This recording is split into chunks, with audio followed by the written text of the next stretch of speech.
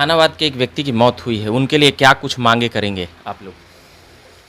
बिल्कुल, उनके परिवार के किसी आश्रित को सरकारी नौकरी मिलना चाहिए और सरकार को माफ़ी बीते दिनों भाजपा नेताओं पर, सांसद और विधायकों पर सीधे कहें तो लाठीचार्ज की बर्बरतापूर्वक की हदें बिहार में पार कर दी गई।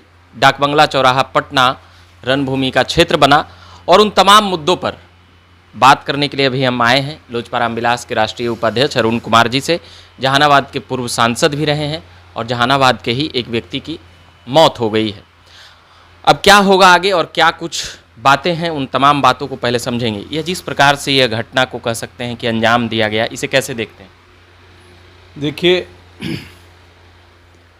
दो शासन हम लोगों ने देखा है जहां जिसके खिलाफ हम लोगों ने अभियान चलाया।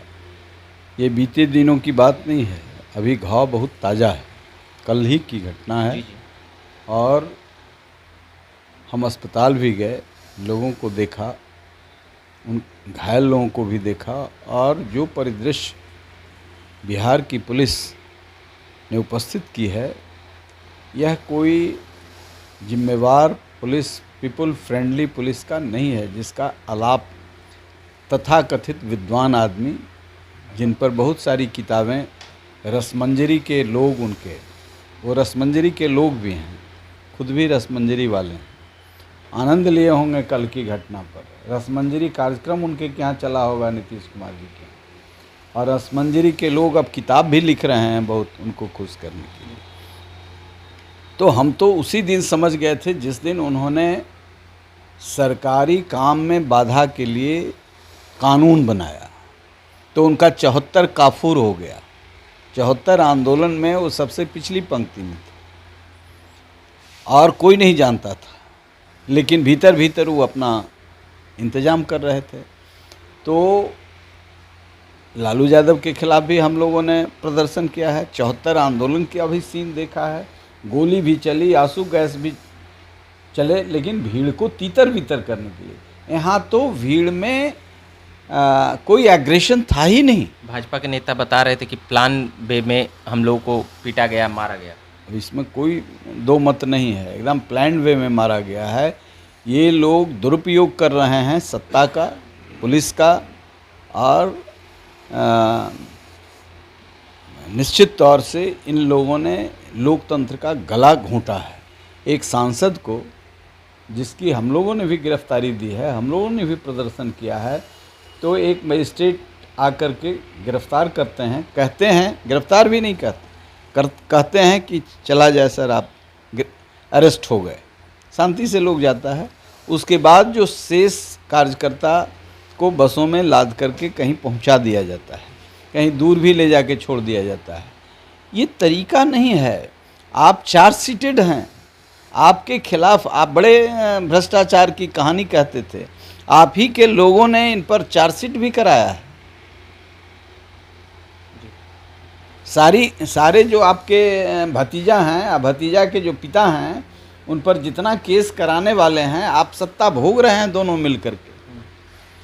तो इस तरह की अराजक स्थिति, सत्ता की का बंदर बांट करने के लिए आपके जो लोकतांत्रिक हथियार है मेरा प्रोटेस्ट करने का, कि हम बताएंगे कि आप गैर कानूनी काम कर रहे हैं, असंवैधानिक काम कर रहे हैं, तो इसके लिए इस तरह का वर्बर और हमारे एक जो जिस प्रकार से सांसदों को मारा गया, तो क्या इसकी सदन में मतलब कुछ नियम कानून ऐसा है कि किसी पे कार्रवाई होगी या क्या कुछ? देखिए, पहले तो सारा कुछ वीडियो में है जी, लाइव है, जैसे सिगरीवाल साहब के ऊपर किया गया है जी।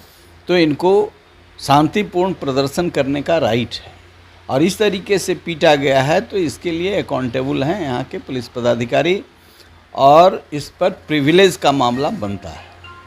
इसलिए इसमें प्रिविलेज का नोटिस देना चाहिए और इस पर उचित कार्रवाई करनी चाहिए, इसकी जांच होनी चाहिए, और जो पदाधिकारी और जो पुलिस इसके लिए हैं उनको सस्पेंड ही नहीं, डिसमिस करना चाहिए। ऐसे जिम्मेदार लोग, गैर जिम्मेदार लोगों को ऐसे प्रशासनिक कार्यों में नहीं रहना चाहिए। एसपी साहब, और जो कह सकते हैं कि एसपी जो वहाँ पर कह सकते हैं कि मोर्चा जो संभाल रहे थे, उनको जो लोग भी वहाँ थे जो लोग भी थे उनके कनीय पदाधिकारी थे, सबका लिस्ट वो जब मजिस्ट्रेट प्रिविलेज होगा तो नोटिस जाएगी तो सब वो खुल करके आ जाएगा। इस तरीके से बेरहमी से सांसद को पीटा जा रहा है और संविधान की दुहाई दे रहे हैं। ये इमरजेंसी से भी बीजेपी नेताओं का कहना था कि ये इमरजेंसी से भी ज़्यादा क्रूर था। ज़्यादा, बिल्कुल। क्या ये बात सही है? ये बिल्कुल 74 आंदोलन से पैदा हुए लोग 74 आंदोलन पर भी कलंक हैं। मैं तो बार बार कहता हूँ कलंक हैं। इन लोगों को लोकतंत्र में भरोसा नहीं है। ये लोग जिन विश्वविद्यालयों से पढ़ करके आए वो विश्वविद्यालयों का नाश कर दिया। ये जिस रास्ते से भ्रष्टाचार से लड़ने के लिए आया, भ्रष्टाचार का एक अलग किला बना दिया। प्रशासनिक अक्षमता का नया रिकॉर्ड बना दिया। इसलिए इन संपूर्ण नाश के ये कारक हैं। 74 जेपी के नाम पर ये सब कलंक हैं। जेपी का नाम इन लोगों को नहीं लेना चाहिए। जहानाबाद के एक व्यक्ति की मौत हुई है, उनके लिए क्या कुछ मांगे करेंगे आप लोग?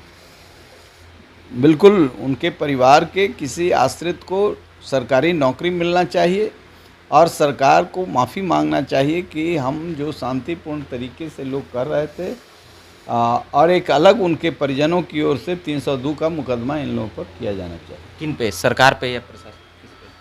मुख्यमंत्री पर। सम्राट चौधरी ने कहना था कि हत्या का केस करेंगे। बिल्कुल, हत्या ही तो है। हत्या ही तो है। शांतिपूर्ण प्रदर्शन में आप मार दिए, आदमी चढ़ गया, इतना आदमी चढ़ गया, भगदड़ में सकम कर गए।